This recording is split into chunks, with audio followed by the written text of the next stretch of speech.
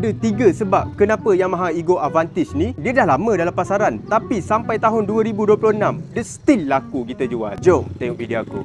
Tahun 2026, Yamaha dia bagi lagi warna baru untuk Ego Avantis ni. Satu warna biru, satu warna maca, satu lagi warna hitam legam. Sebab yang pertama, Avantis ni dia antara skuter yang ringan. So lelaki, perempuan ke, tak ada masalah nak bawa motor ni, senang nak cilok, senang nak handle. Kedua, maintenance dia sangat-sangat senang kalau korang nak jaga. Yang ni korang maintain dia punya minyak hitam dengan minyak gear sahaja. Servis dia pun murah. Satu lagi, extra, spare part dia mana-mana kedai korang cari mesti ada punya. Yang last sekali, kos dia punya design. Walaupun dia dah lama dalam pasaran sampai tahun 2026, okey, design dia tak pernah bosan. Dia evergreen kalau korang berminat, senang je. Saya dah sediakan button apply dekat bawah. Korang klik dekat situ, nanti kita roro saja. Klik.